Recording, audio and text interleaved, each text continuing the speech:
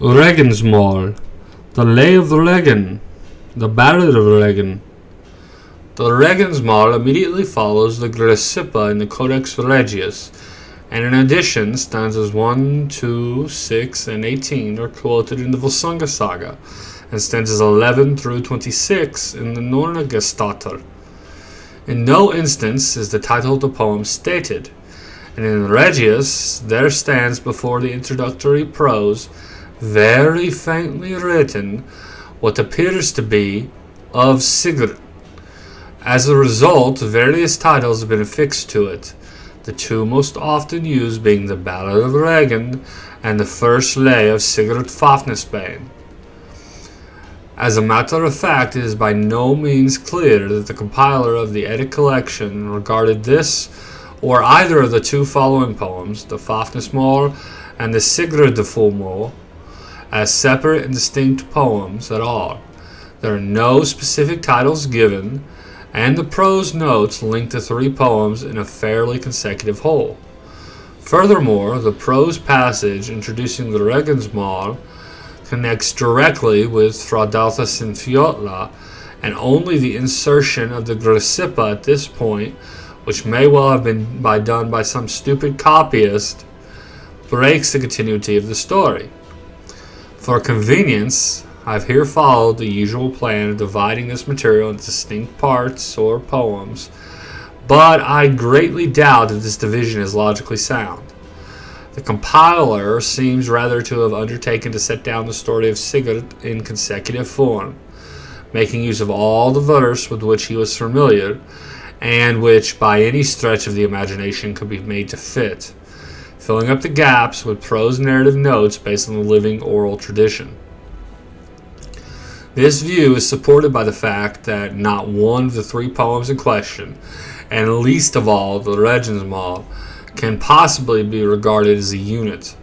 For one thing, each of them includes both types of stanzas commonly used in the Eddic poems, and this notwithstanding the efforts of Grudtvig and Muhlenhof to prove the contrary is almost, if not quite conclusive proof, that each poem consists of material taken from more than one source. Furthermore, there is nowhere continuity within the verse itself for more than a very few stanzas. An analysis of the Reginsmál shows the stanzas 1 through 4, 6 through 10, and 12, all in Lotahatar stanza form, seem to belong together as fragments of a poem dealing with Loki's, not Andvari's, curse on the gold taken by the gods from Andvari and paid to Hreðmar. Together with Hreðmar's death at the hands of his son Fafnir as the first result of this curse. Stanza 5 in Fornistislag is a curse on the gold, here ascribed to Andvari, but the only proper name in the stanza, Gust, is quite unidentifiable, and the stanza may originally have had to do with a totally different story. Stanza 11, likewise, is in Fornistilag, is merely a father's demand that his daughter rear a family to avenge his death. There is nothing in it to link it necessarily from the dying Hreðmar. Stanzas 13 through 18, all in Fornistilag, give Regin's welcome to Sigurd.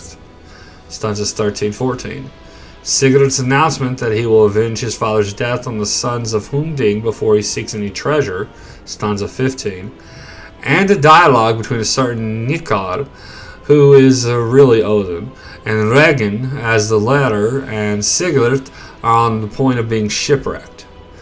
This section, stanzas 13 through 19, bears a striking resemblance to the Helgi Lays and may well have come originally from that cycle. Next follows a passage in Lotahatar form, stanzas 19 through 22 and 24 through 25, in which Hnikarothin gives some general advice as to lucky omens and good conduct in battle. The entire passage might equally well stand in the Hovamor, and I suspect it originally came from just such a collection of wise sayings. Inserted in this passage is stanza 23 in Fornistilag, Likewise on the conduct of battle, with a bit of tactical advice included. The poem ends with a single stanza in Fafnir, simply stating that the bloody fight is over and that Sigurd's fought well, a statement equally applicable to any part of the hero's career. Finnur Johnson has divided the Reginsmál into two poems, or rather into two sets of fragments, but this, well as the foregoing analysis has indicated, does not appear to go nearly far enough. It accords that much better with the facts to assume that the compiler of the collection, represented by the Codex Regius, having set out to tell the story of Sigurd, took his verse fragments pretty much wherever he happened to find them. In this connection, it should be remembered that in the fluid state of oral traditional poems, fragments and stanzas passed readily and frequently from one story to another. Tradition, never critical, doubtless connected with the Sigurd story much verse that never originated there. If the entire passage, beginning with the prose Fradatas and Fjotla, and except for the Grupispa, including the Reginsmál, Fafnismál, and Sigurdrfumál, can be regarded as a highly uncritical piece of compilation, rendered consecutive by the compiler's prose narrative, its difficulties are largely smoothed away. Any other way of looking at it results in utterly inconclusive attempts to reconstruct poems, some of which quite possibly never existed. The 26 stanzas and accompanying prose notes included under the heading of Reginsmál belong almost wholly to the northern part of the Sigurd legend. The mythological features have no counterpart in the southern stories, and only here and there is there any betrayal of the tradition's Frankish home. The story of Andvari, Loki, and Hreithmar is purely Norse, as is the concluding section containing Odin's counsels. If we assume that the passage dealing with the victory over Hunding's sons belongs to the Helgi cycle, see introductory notes to Helga Kvita Hjorvartsstonar and Helga Kvita Hundingsbana 1, there is very little left to reflect the Sigurd tradition proper. Regarding the general development of the story of Sigurd in the north, see the introductory note to the Grupispo. Reginsmál. Sigurd went to Hjálprek's stud and chose for himself a horse, who thereafter was called Grani. At that time, Regin, the son of Hreithmar, was come to Hjálprek's home.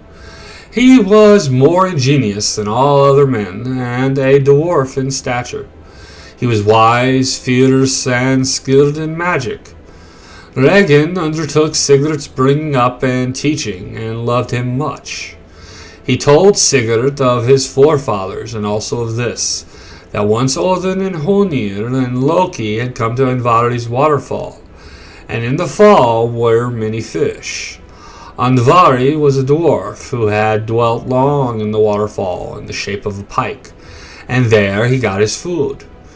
Otr was a name of brother of ours, said Regin, who often went into the fall in the shape of an otter. He had caught a salmon and sat on the high bank eating it with his eyes shut. Loki threw a stone at him and killed him. The gods thought they had great good luck and stripped his skin off the otter.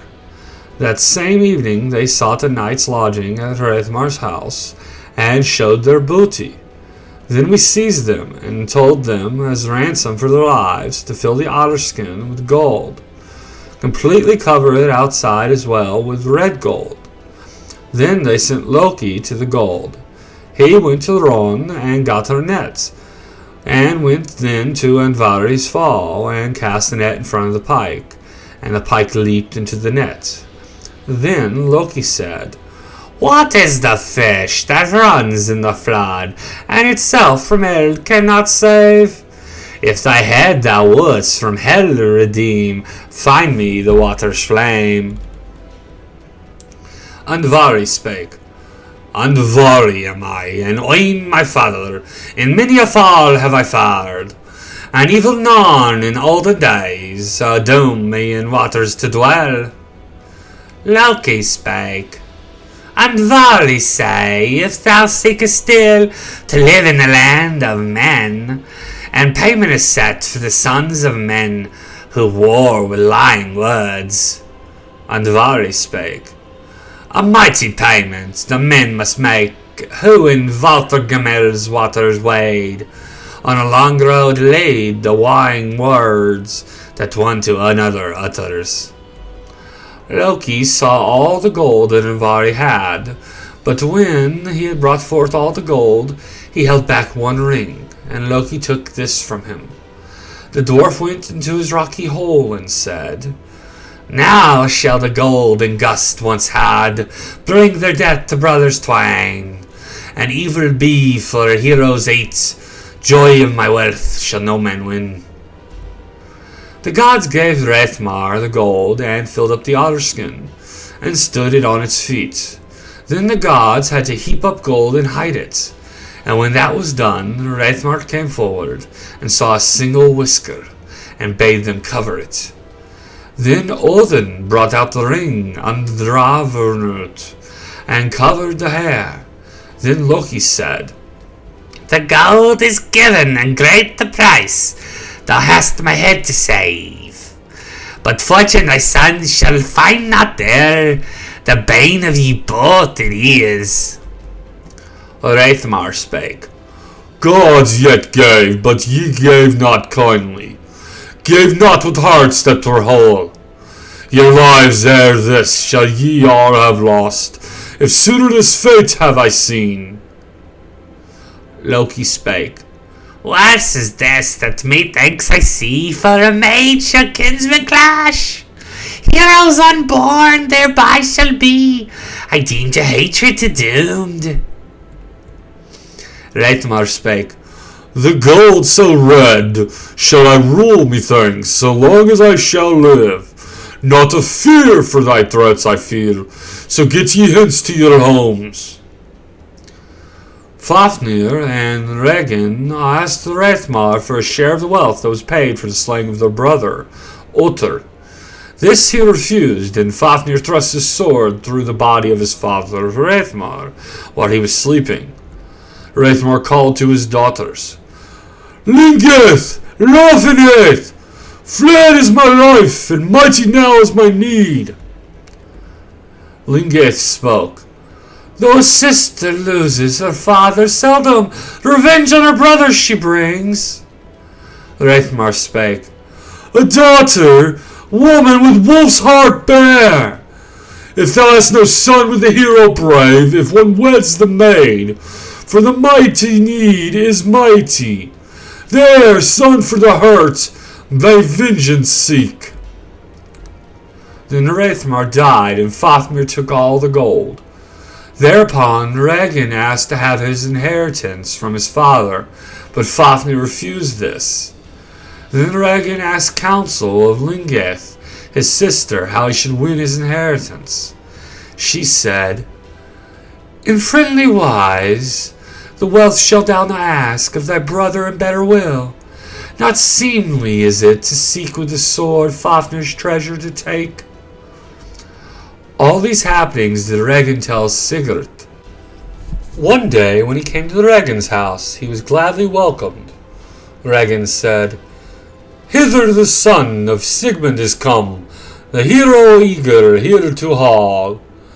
His courage is more than our ancient man's, and battle I hope from the hardy wolf. Here shall I foster the fearless prince, now Yngvi's heir to us is come. The noblest hero beneath the sun, and threads of his fate all lands enfold. Sigurd was there continually with Regin, who said to Sigurd that Fafnir lay at Gnitaheath, and was in the shape of a dragon. He had a fear helm, of which all living creatures were terrified. Regin made Sigurd the sword, which was called Grom. It was so sharp that when he thrust it down into the Rhine, and let the strand of wool drift against it with the stream, it cleft the strand asunder as if it were water. With this sword Sigurd cleft asunder Regin's anvil, After that, Regin edged Sigurd on to slay Fafnir. But he said, "Loud would the sons of Hunding laugh, who low did Alimi lay in death, if the hero sooner seeks the red rings to find than his father's vengeance." King Hjalprok gave Sigurd a fleet for the avenging of his father. They ran into a great storm and were off a certain headland. Amon stood on the mountain and said, "Who yonder rides on revel steeds, o'er towering waves and waters wild? The sail horses all with sweat are dripping, nor can the sea steeds the gale withstand." Regin answered, "On the sea trees here are Sigurd and I. The storm wind drives us on to our death. The waves crash down on the forward deck, and roller steeds sink. Who seeks our names? Hnikar I was, when Volsing was, gladdened the ravens and battle gave. Call me the man from the mountain now, Fang or Fafnir, with you will I fare." They sailed to the land, and the man went on board, and the storm subsided. Sigurd spake, "Hnikar, for thou seest the fate that to gods and men is given. What sign is fairest for him who fights, and best for the swinging of swords?" Hnikar spake, "Many the sign of men, if but new. They're good for the swinging of swords. It is well, methinks, if the warrior meets a raven black on his road. Another it is, if out thou art come, and art ready forth to fare, to behold on the path before thy house two fighters greedy of fame.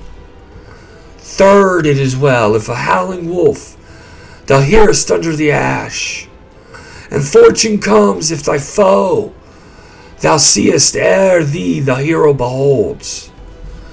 A man shall fight not when he must fate the moon's bright sister setting late, when he shall, who well can see, and wedge like forms his men for fray. Foul is the sign if thy foot shalt stumble, as thou goest forth to fight. Goddess is baneful at both thy sides, will that wounds thou shalt get. Combed and washed shall the wise man go, and a meal at mom shall take. For unknown it is where at eve he may be. It is ill thy luck to lose." Sigurd had a great battle with Lingvi, the son of Hunding, and his brothers. There Lingvi fell, and his two brothers with him. And after the battle Regin said, "Now the bloody eagle with biting sword is carved on the back of Sigmund's killer. Few were more fierce in fight than his son, who reddened the earth and gladdened the ravens." Sigurd went home to Hjalprek's house. Thereupon Regin egged him on to fight with Fafnir.